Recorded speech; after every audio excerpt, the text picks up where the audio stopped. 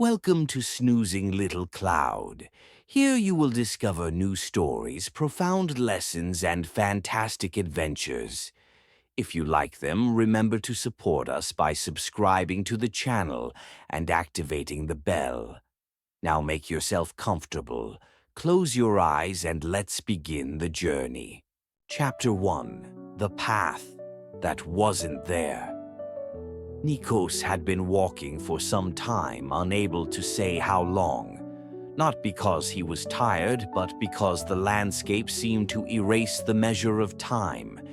Each step had the same weight as the previous one, as if the world had decided to slow down with him.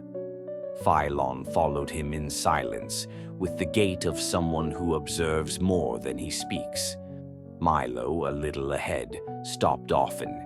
He sniffed the air, tilted his head, then set off again, always choosing paths that did not seem like real paths.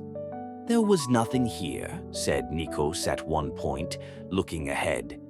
A narrow passage opened between two smooth rock walls, as if it had been slowly carved by time, or by something that had learned to imitate time. Phylon did not reply immediately. He placed his hand on the stone. It was warm. "Perhaps," he said finally, "it wasn't there for those who passed by too quickly." They continued on. The further they went, the more the world changed its behavior. Sounds arrived late, like a tired echo. Milo's footsteps made no noise. The wind seemed to move only when they stopped. Then it happened. A noise behind them. Not loud, not sudden, just out of place. Nikos turned abruptly. Nothing. Yet Milo stiffened. His ears pricked up, his body ready. He didn't growl. He didn't run away. He looked back as if listening to something he didn't want to hear. "Did you hear that?" Nikos asked in a low voice. Phylon nodded slowly. "Yes, and it wasn't the wind." They started walking again, but now their pace was different, more determined, not fast but steady. The path began to descend, winding between increasingly narrow rocks. The air grew thicker. Behind them, the noise returned, this time closer. Not footsteps, something imitating them. Milo set off running without waiting for them. Nikos and Phylon followed him. They weren't running to escape a visible enemy, but to prevent that presence from getting too close. The path ended abruptly in a small hollow, a smooth rock wall in front of them. No obvious exit. For a moment, the noise behind them seemed to stop. Then, silence. A silence so deep that it seemed intentional. The world calmed down. The wind returned to normal. Milo relaxed as if nothing had happened. "It didn't follow us here," whispered Nikos. Phylon closed his eyes for a moment. "No," he said softly. "It let us go." They remained there, sitting in the darkness, until their breathing slowed. No one spoke, yet all three had the same feeling. This was no chance encounter. When they set off again, the path ahead of them had changed. It was wider, clearer, as if someone had decided they could continue. And far away, beyond what they could not yet see, something was waiting. Chapter 2: What Follows Without Hurry. The path ahead no longer resembled the one they had come from.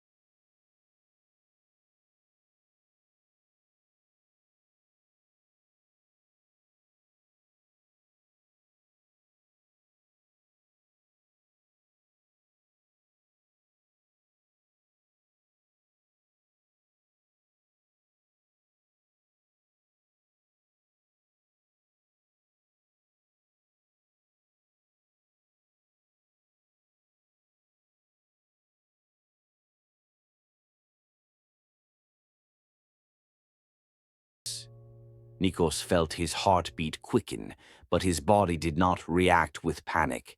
It was a different kind of tension. Lucid. From the side of the path, between low, irregular rocks, something emerged. Not a defined creature, not a clear shadow. It was more of a moving presence, like air that had forgotten to be invisible.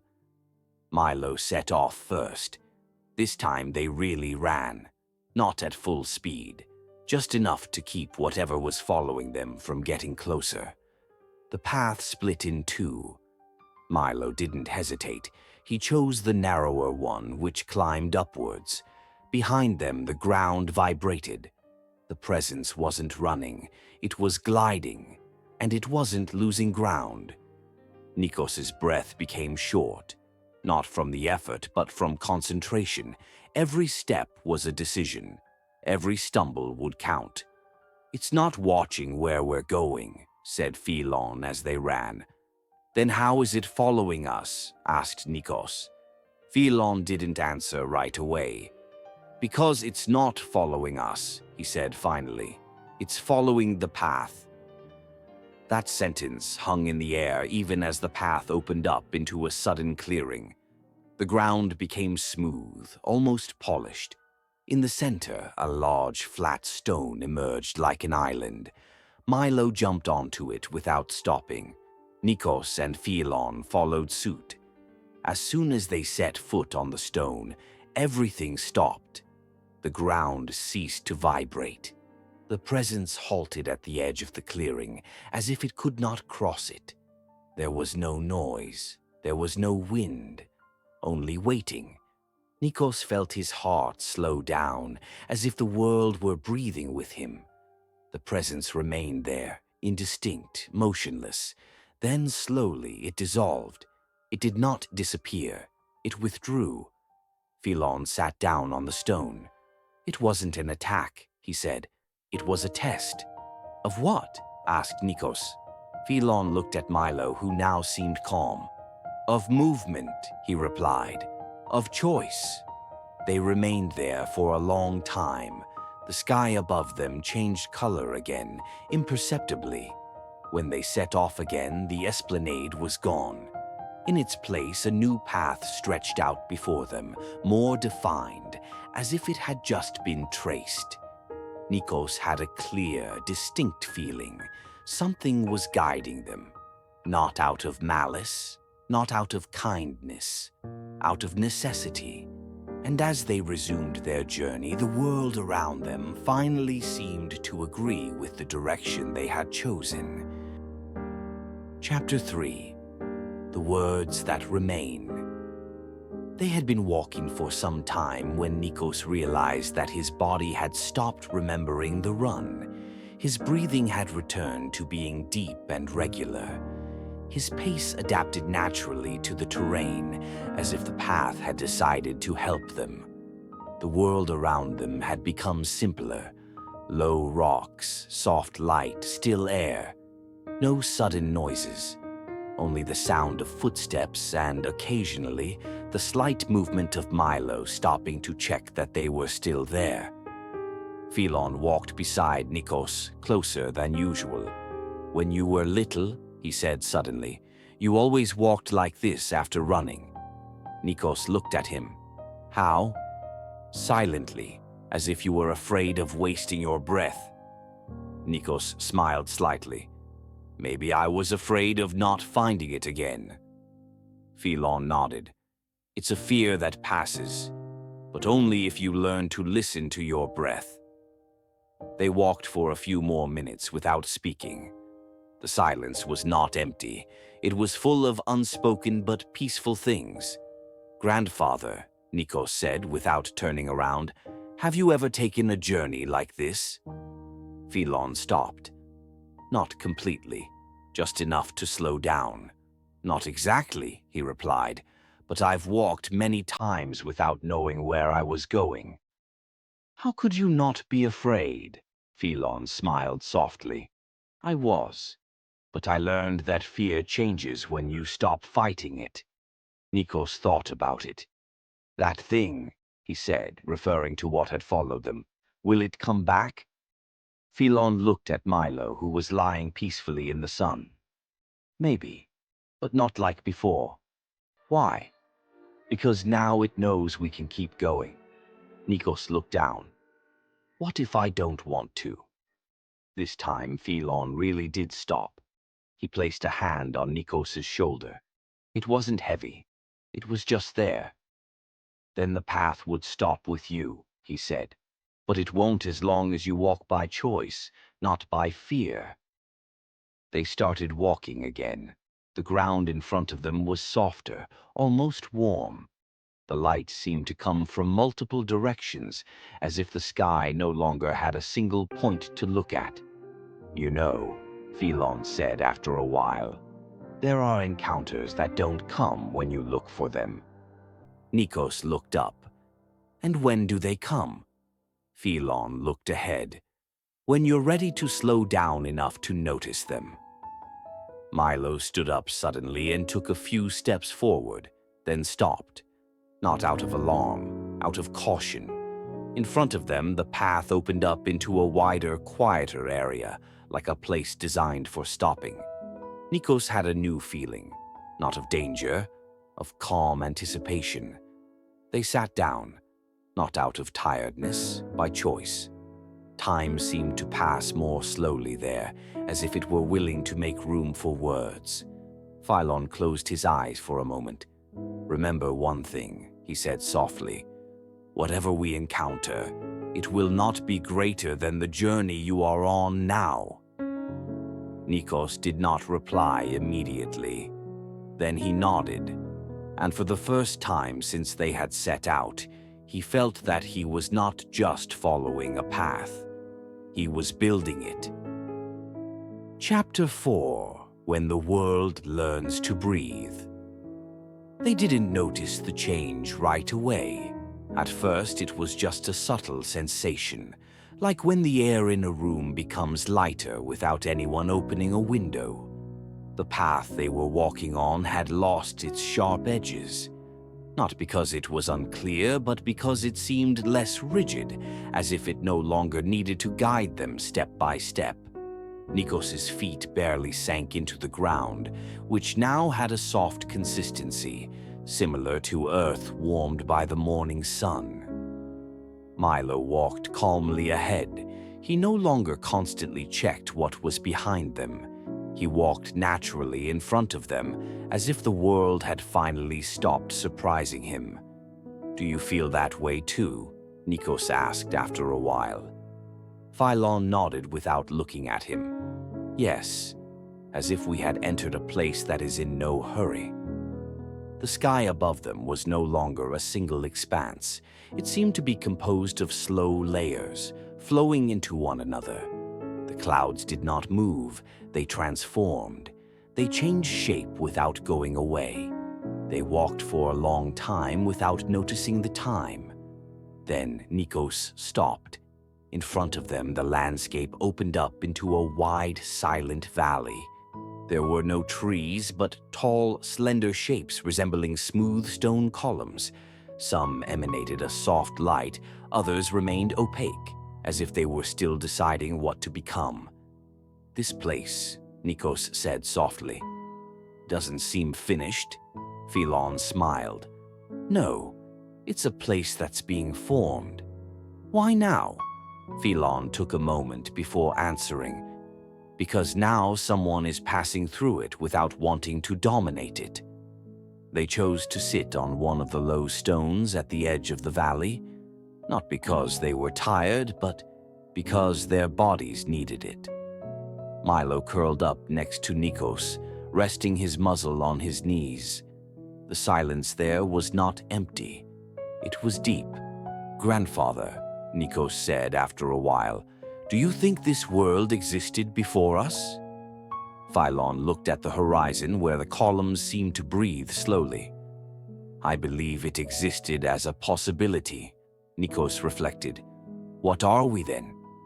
Phelon finally looked at him. A passage, he said calmly, like the path, like time. They stayed there, listening. There were no recognizable sounds, yet something was moving. a slow, steady rhythm that did not come from outside. Nikos closed his eyes. For a moment, he had the impression that the world was learning from them. From the way they stopped, from the way they breathed, from the way they didn't ask for immediate explanations. When he opened his eyes again, the valley was slightly different. Not changed, settled. "Are we ready to go?" asked Philon. Nikos nodded. "Yes, but not in a hurry." They got up. The path took shape again in front of them, clearer than before. It didn't seem to be taking them away from the valley, but slowly crossing it, as if the world wanted to be observed as it changed. Milo set off, serene. And as they advanced, Nikos had a quiet certainty.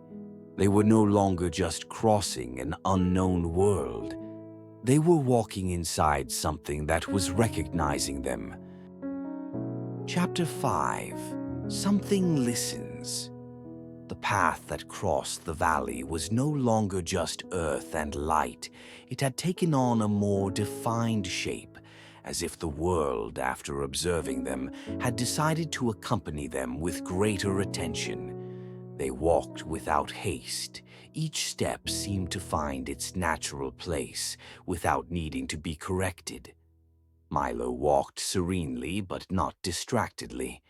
Every now and then he stopped, not to check the past, but to observe the air in front of him.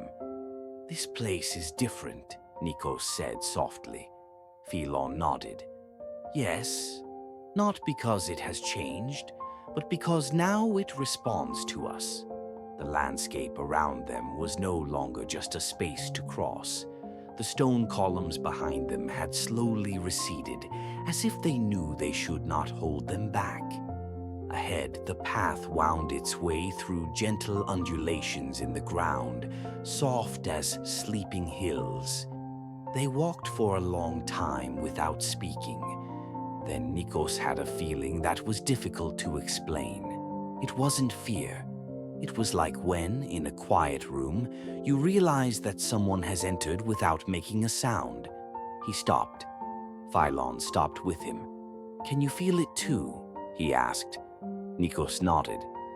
"I don't know what, but yes." There was nothing visible, no movement, no unusual noises. Yet the air seemed more attentive, as if it were listening to their intentions. Milo raised his head. He didn't growl. He didn't run away. He just sat there.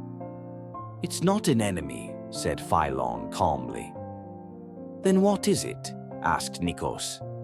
Philon looked up at the sky, which seemed deeper at that point, as if it had an extra layer. "It's something that wants to see if it's worth showing itself." They started walking again.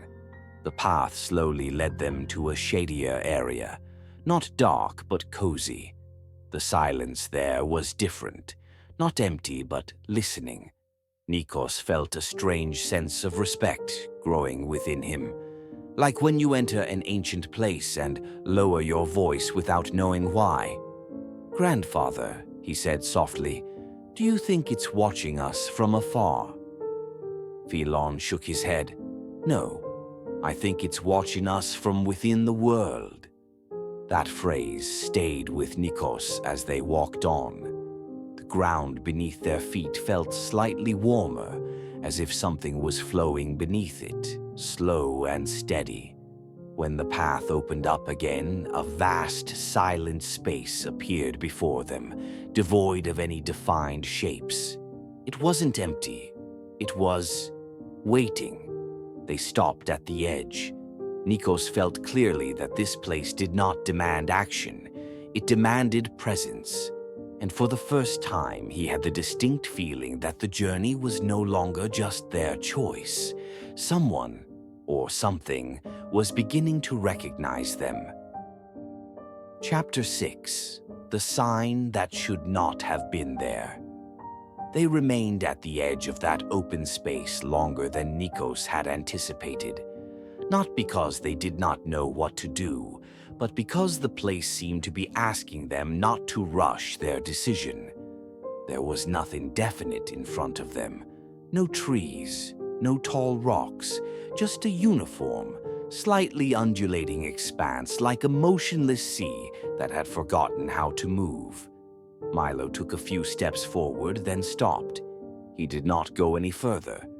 "This is the first time he hasn't made the decision," Nikos observed. Phelon nodded. "Yes, because this time it's not a path." Nikos looked at him. "What is it?" Phelon inhaled slowly. "It's a place waiting for an answer."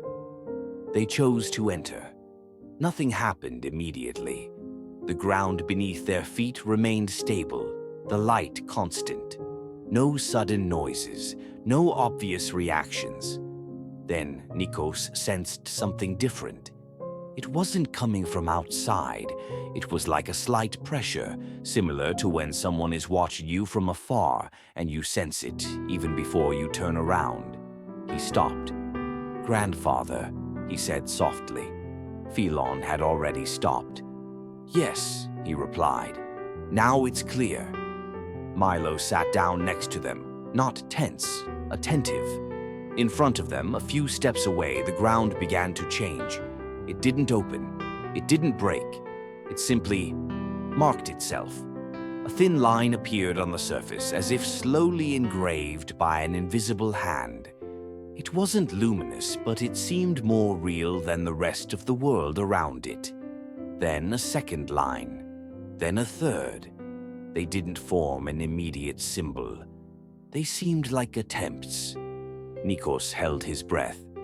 "Is it doing it now?" he asked. Phelon did not look away. "Yes, it is looking for a way to be seen." The lines stopped. The silence became deeper but not oppressive. It was a silence full of concentration. Then something even clearer happened. A footprint. Not a foot. Not a paw. An imprint of presence, as if something had pressed on the world without having a precise shape. The ground sank slightly, then returned to stability, leaving an indelible mark. Nikos felt a slow shiver run down his spine. Not of fear, of awareness. "It's not a shadow," he said. "No," replied Phelon. "And it's not an idea." They remained silent. The mark did not change. It did not move. It was there, like an answer to a question they had not asked aloud. "It has been watching us for a while," said Nikos. "Yes," confirmed Phelon, "but only now has it decided to leave a trace." Nikos looked down. "Why us?" Phelon slowly placed a hand on the ground near the mark. "Because we're not trying to understand it right away." Milo approached the footprint.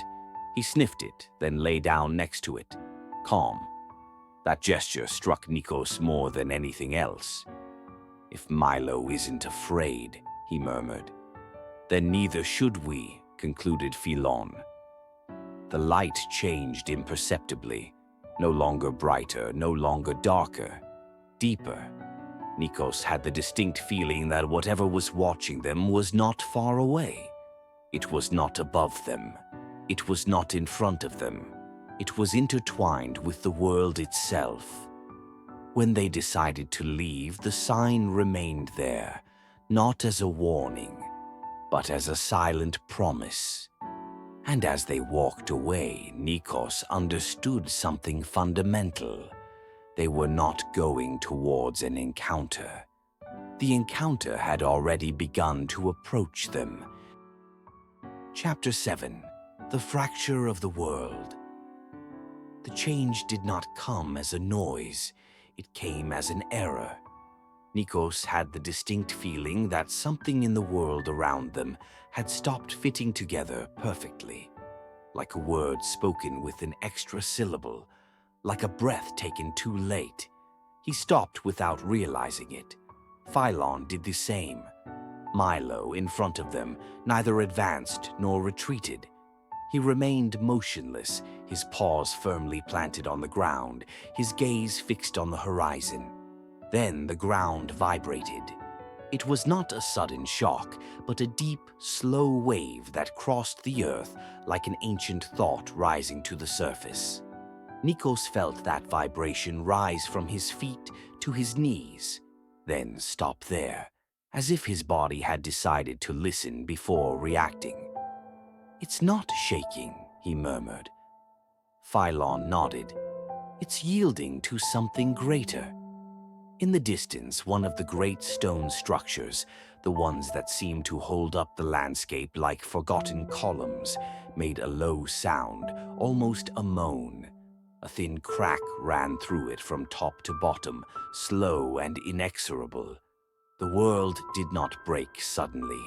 It surrendered. The stone yielded with dignity, sliding down in irregular blocks, raising a light dust that did not immediately disperse. It hung in the air as if time had decided to stop and watch. Nikos held his breath. Inside that motionless cloud, the light changed. It did not become stronger. It became older. The dust began to arrange itself into a shape that was not entirely visible, but neither was it random. Hinted lines, an incomplete outline, as if the world were trying to remember something that had not taken full shape for a long time. Milo lowered his head. It was an instinctive, profound gesture that had nothing to do with fear. "It's not here to destroy," Phylon said quietly. "Then why did it bring all this down?" asked Nikos. Phylon watched the scene with a different, more serious look. "Because sometimes the world has to break in order to speak. When the dust settled, something remained at the exact point of the collapse. A mark, not engraved, not carved. It was as if it had emerged from within the stone, brought to light by the fracture itself. Simple, essential lines, impossible to associate with the human alphabet. They did not form a name nor a warning. They formed a presence." Nikos felt a light weight on his chest. Not oppressive, definitive. "Is this for us?" Phylon did not answer immediately. Then he said, "Not only, but also." The world around them had stabilized, but it had not returned to the way it was before. The air seemed thicker, the silence more alert, as if everything was now aware of being observed in turn. "What now?" asked Nikos. Phylon turned towards the new path that was forming a little further on, traced not by footsteps, but by a slight variation in the terrain. Now the journey is no longer invisible. Milo was the first to move. He passed the mark without touching it, without turning around as one passes something that should not be disturbed. Nikos followed him, clearly sensing a truth that needed no words. This had not been a warning. It had been a recognition, and from that moment on, the world would remember their passage. Chapter 8: The Echo That Remains. After the collapse, the world did nothing, and that was precisely what made it so disturbing. Nikos expected another sign, a noise, a sudden change. Instead, everything remained still, as if the landscape were assessing the consequences of what it had just revealed. They walked slowly, without speaking. The path was no longer as clear as before. It did not impose itself underfoot, but could only be sensed, like an idea that only takes shape if you follow it carefully. Milo walked a few steps ahead, then slowed down, then picked up again. He was no longer leading. He was listening. Nikos felt something new inside him. Not a voice, not a clear thought. It was like a distant echo, a subtle vibration that had not faded with the silence. The mark left in the stone continued to exist, even though he could no longer see it. "Grandfather," he finally said, breaking the silence. "Yes," replied Phylon, as if he had been waiting for that word. "It's as if—" Nikos hesitated. "As if something had shifted the weight of things." Phelon walked with his hands behind his back, his gaze lowered. "That's a good description," he said. "When a god leaves a mark, he doesn't add, he redistributes." The ground beneath their feet changed imperceptibly. It did not collapse or break, but it seemed less solid, as if it had lost the certainty of being only earth. Every now and then, Nikos had the impression that the landscape remembered them, not with images, but with sensations. Warmer air, lingering light, prolonged silence. They stopped near a low rock formation, smooth as if it had been polished by time rather than the elements. They sat down without saying a word. "When I was young," Phelon said after a while, "I thought the gods were distant, lofty, separate." Nikos looked at him. "And now?"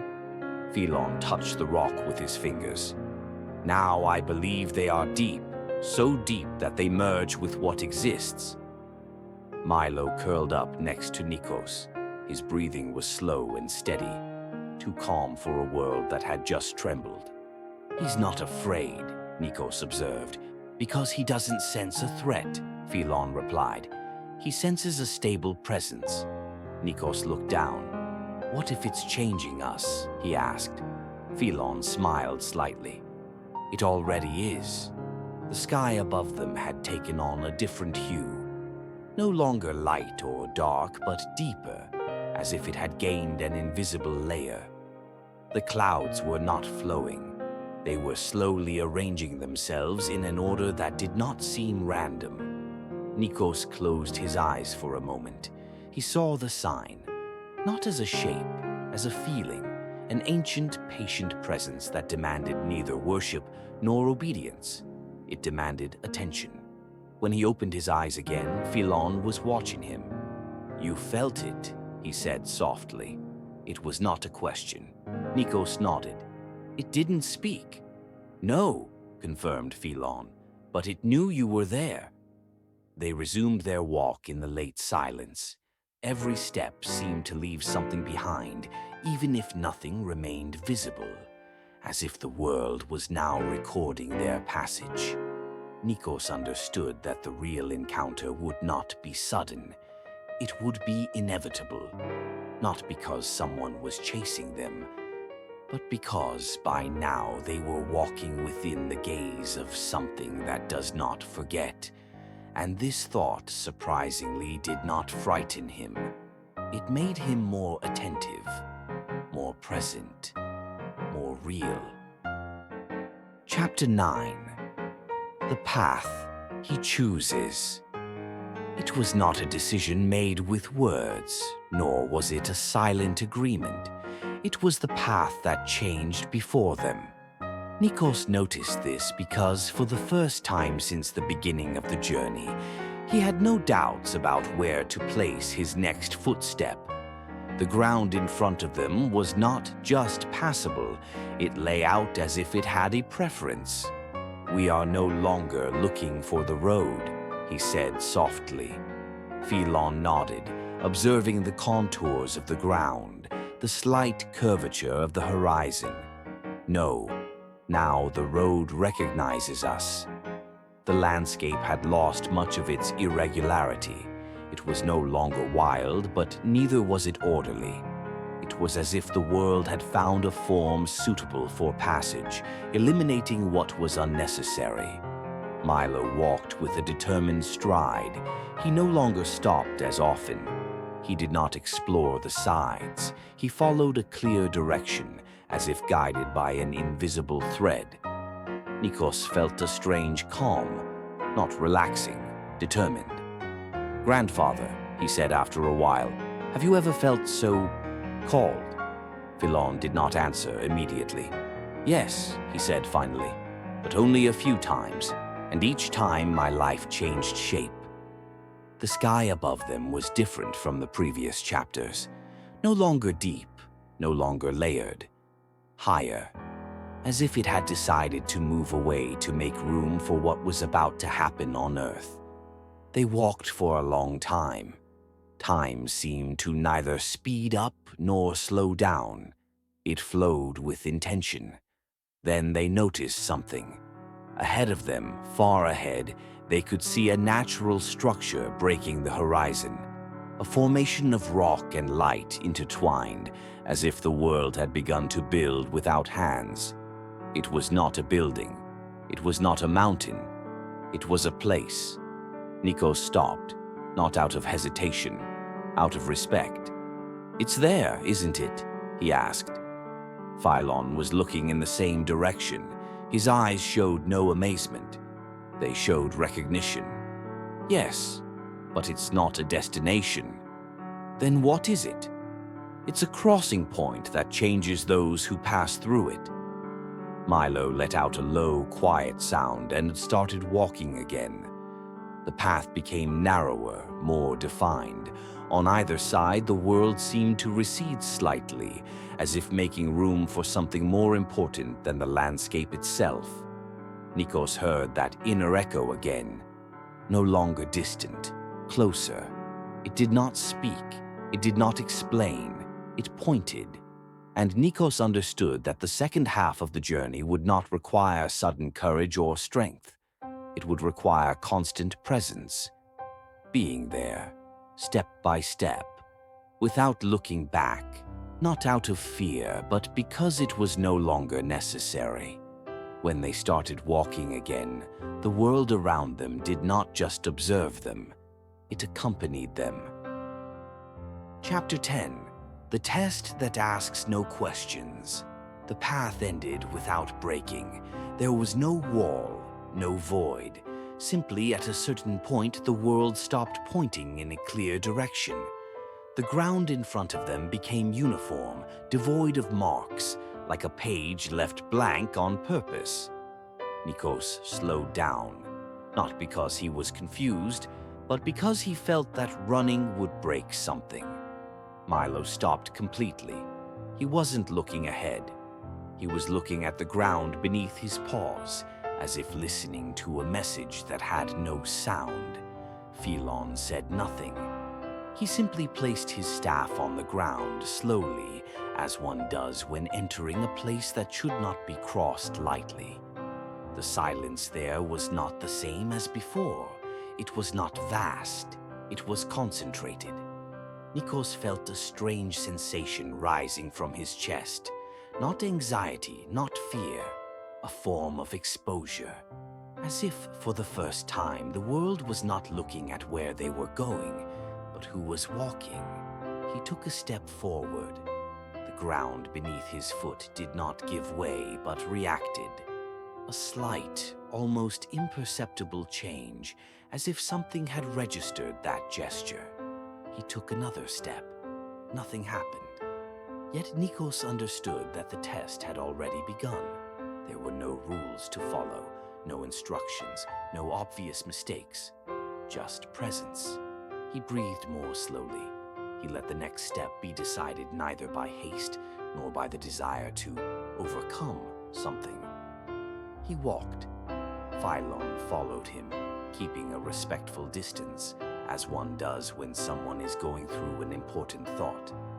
Milo advanced with them, synchronized, neither anticipating nor delaying. The world watched. Nikos could feel it clearly, not as a focused gaze, but as a diffuse attention, similar to when an entire room seems to be listening to a whispered conversation.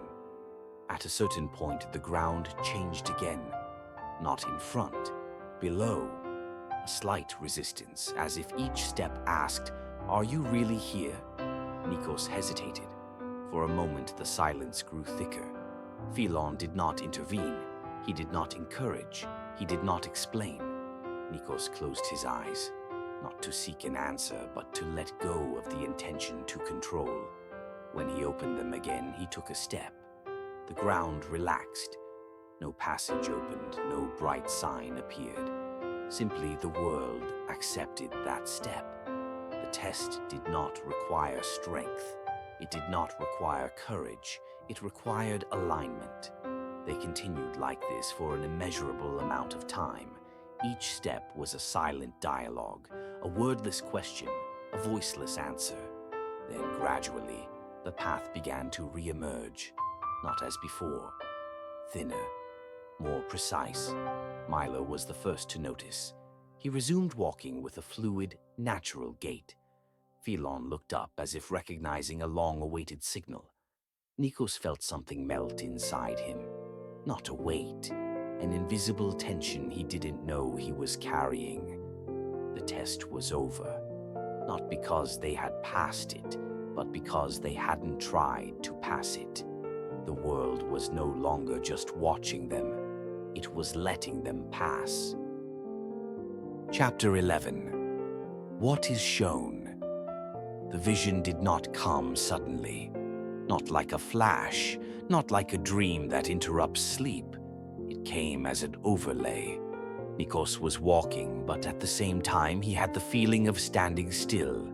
The path was still beneath his feet, yet the world around him began to lose its contours, as if someone had slowly lowered the contrast of reality. The silence changed in quality. It was no longer just the absence of sound. It was thickness, an invisible substance that enveloped everything. Milo stopped. Phelon took a step back without saying anything. Nikos realized with a calmness that surprised him that this part of the journey was his alone. The landscape stretched out. It did not disappear but expanded, as if seen through water. In front of Nikos there was no longer a path, but a vast suspended plain, crossed by slow lines of light, like deep currents. And then he saw, not a figure, not a face. He saw the world being born. He saw the earth before it had a name, bending under its own weight. He saw the first cracks turn into rivers, the heights choose to become mountains, the silence decide where to stop. There was no voice to explain. There was no judgment. Only presence observing itself as it took shape. Nikos felt his breathing slow down. Each image did not ask to be understood, but accepted, like memories that are not yours, yet belong to you. Then the vision changed. He saw men and women walking in different eras, never crossing paths. Some were building, others were destroying. Still others were standing still, as if they had sensed something without being able to say it. Above them, always the same, always different, the same presence. It did not intervene, it did not punish, it did not save. It watched. Nikos felt a slight twinge in his chest. "You don't choose," he whispered, without knowing who he was talking to. The vision responded without words. It showed him what happens when the world is forced. Broken lands, lowered skies, shattered balances. And then it showed him the opposite. Places left to grow, choices not made, silences respected. Then he understood. The God watching them was not a ruler. He was not a judge. He was a guardian. The vision became more intimate. He saw himself small, next to Phelon. He saw Milo appear in a future that was not yet written. He saw the mark in the stone, not as a symbol, but as a necessary scar. And he understood that the encounter would not bring simple answers. It would bring responsibility. The world slowly returned to its place. The path regained its substance. The sky returned to its height. Silence became air again. Nikos realized he was on his knees. Phelon was close to him, without touching him. Milo sat nearby, alert. "You saw," said Phelon. It was not a question. Nikos nodded. "It wasn't what I expected." Phelon smiled slightly. "It's always like that." Nikos stood up calmly. He no longer felt lighter. He felt more precise. The place they were going to was no longer just a destination. It was a consequence. And now he knew that when the meeting took place, he would not ask, "Who are you?" but, "What are you willing to guard?" Chapter 12. the devouring threshold. The first thing to change was the air, not the wind, not the temperature. The air became thick, as if the world had been holding its breath for too long.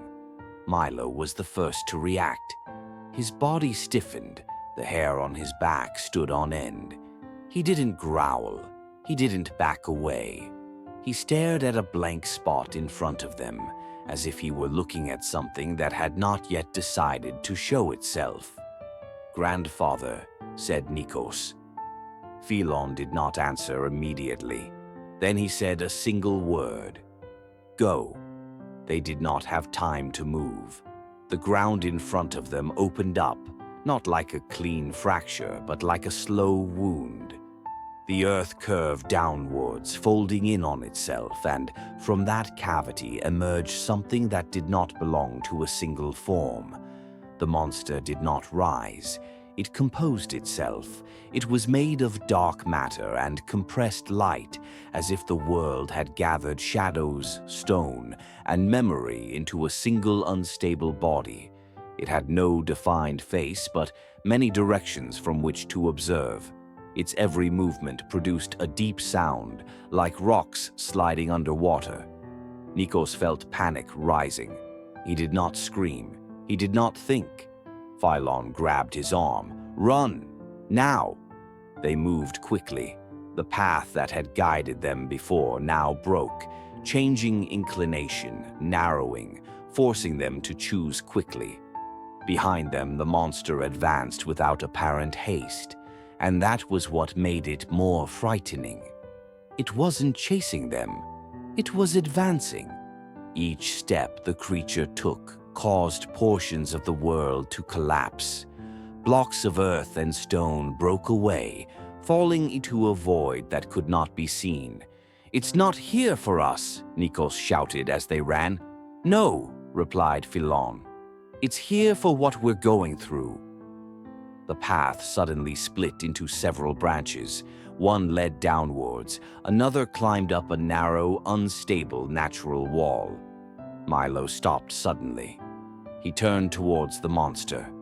"Milo, no!" Nikos shouted. But Milo was no longer listening to him.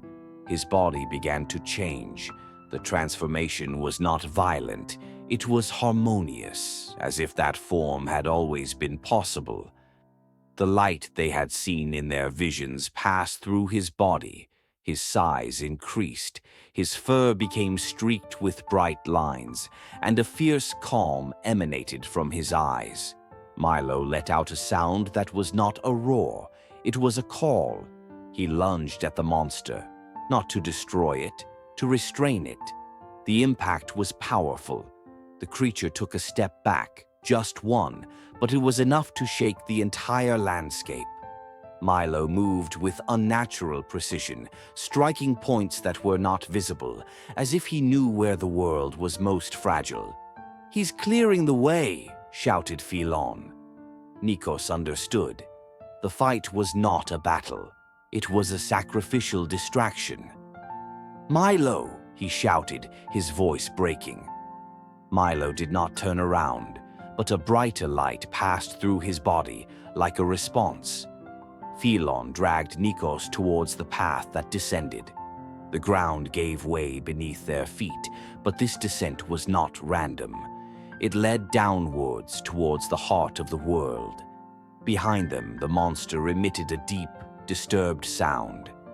Milo leapt away at the last moment, his luminous form contracting, becoming smaller, more familiar. He reached Nikos and Phelon with an impossible leap. The earth collapsed. The upper path disappeared completely, swallowed by the void. The monster did not follow them. It remained above, like a guard that cannot cross a certain threshold. Silence returned, broken only by Nikos's heavy breathing. "Milo," he whispered, kneeling beside him. Milo was trembling slightly, but he was alive. His eyes still held a reflection of that light. Phelon looked at the passage in front of them, a natural, ancient corridor that descended further. "That creature," he said softly. was not an enemy. Nikos looked up. What was it then? Phelon replied without hesitation. A threshold that cannot be crossed while remaining the same.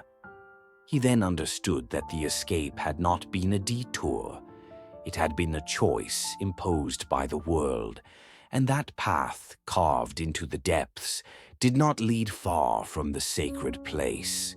It led directly to it. Chapter 13. Inside What Has No Voice.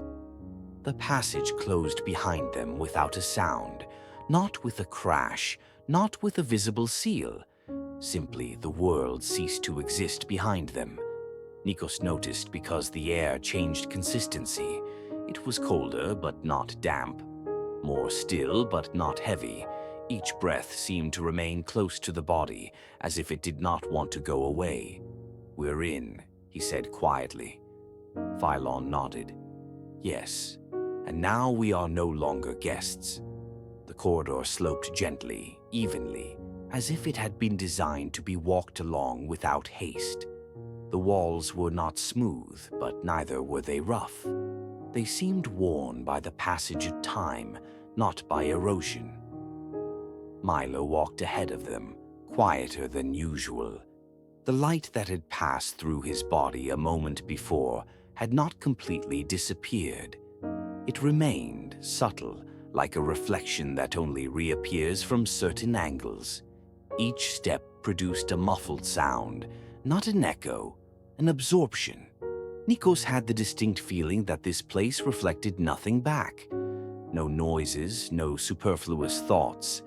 They walked for so long that the concept of before and after lost its meaning.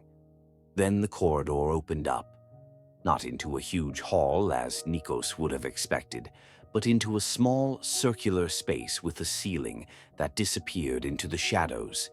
In the center there was no altar, no statue.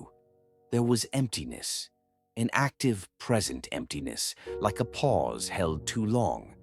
Nikos felt his heart slow down, not out of calmness, out of attention. "There's nothing," he whispered. Phelon stopped beside him. "There is what does not need to show itself." The emptiness in the center of the room began to react, not with light, not with movement, but with an imperceptible pressure, like when you get too close to someone without touching them.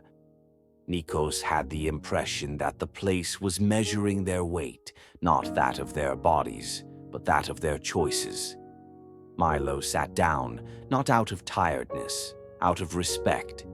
The silence grew deeper, not hostile, inevitable. Nikos felt the vision resurface, not as images, but as certainty.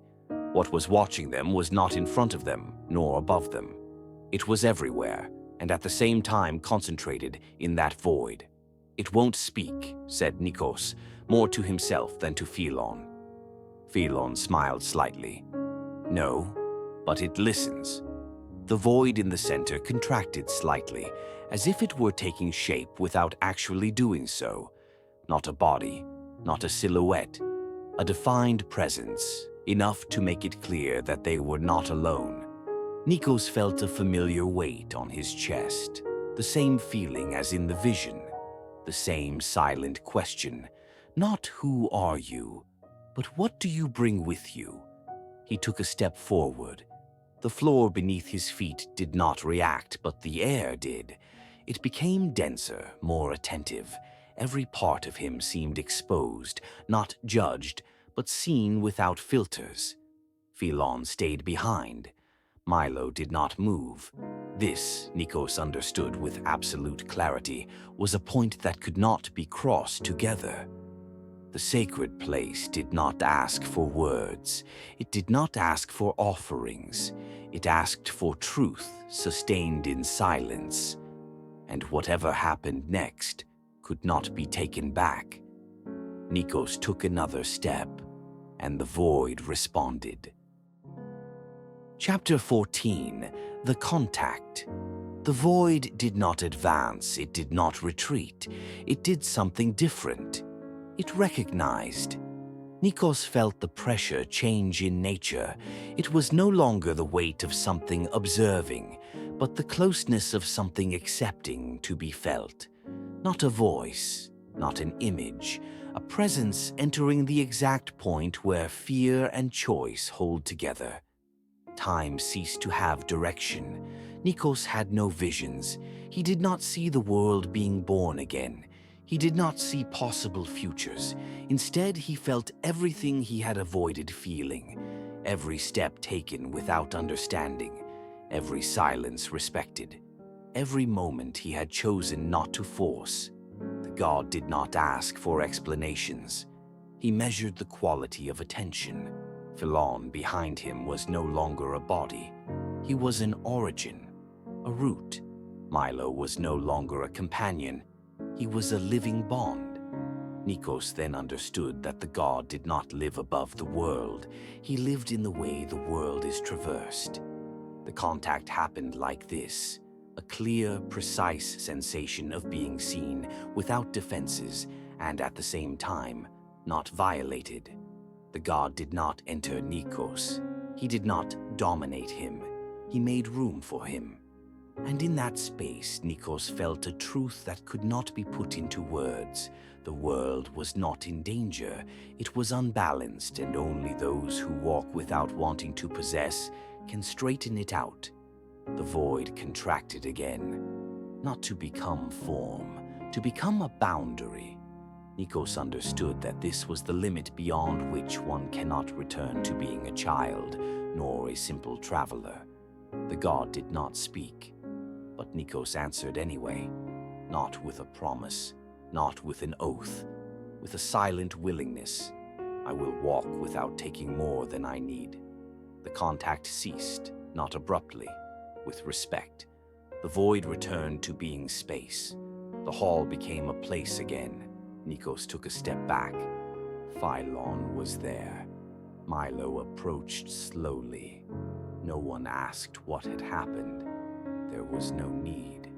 From that moment on, the world knew it could count on him, and that was the most dangerous thing of all. Chapter 15. When the world notices. It didn't happen all at once. The first sign was almost insignificant. A slight vibration ran through the rock beneath Nikos, Philon, and Milo's feet, like a held breath finally being released. The room didn't change shape, it didn't collapse, it didn't light up. It simply wasn't neutral anymore. It had taken a position. Nikos felt a sudden, deep, non-physical tiredness. It was as if something had demanded long-held attention, and now his body was asking to return to normal. He sat down on the floor, leaning his back against the cold wall. Milo approached him immediately. His breathing was regular, but the subtle light in his eyes had not disappeared. It no longer shone, it remained. Philon stared at the floor. He wasn't looking for signs. He recognized them. It happened, he said, quietly. He said nothing else. The change, however, did not remain confined there below. Much higher up, where the path had collapsed, the earth stopped shaking. The fractures settled, choosing a new form. Some passages closed forever. Others, which had not existed before, slowly began to open. The world was reorganizing its possibilities. In the sky, the clouds changed direction without wind. They did not thicken, nor did they disperse. They arranged themselves as if following a logic that no one had yet formulated. Animals that had never approached those places began to do so, not en masse, one at a time, as if something had removed an ancient prohibition. Nikos rose slowly. Each step seemed more conscious, not because it weighed more, but because it left a trace. Not on the stone. Inside. I feel, he began, then stopped. It wasn't easy to say. Philon looked at him. Don't try to explain, he said. It would ruin the measure. They started walking again. The corridor that had welcomed them now seemed wider. Not physically, emotionally, as if it was no longer necessary to squeeze past. Milo walked calmly in the middle. Every now and then he would stop, put a paw on the ground, then continue. He wasn't looking for danger. He was feeling the new balance. When they reached a new opening, Nico stopped suddenly. In front of them, the passage led outside, but not to the same world they had entered. The light filtering through was not different in color, but in quality. It seemed more honest, less decorative. "The contact hasn't changed the world," said Nikos, almost surprised by his own voice. Philon slowly shook his head. "No, it has changed what the world can now afford to show." Nikos then understood something fundamental. The consequences were neither miracles nor catastrophes. They were consistencies. The world did not reward. It did not punish. It responded.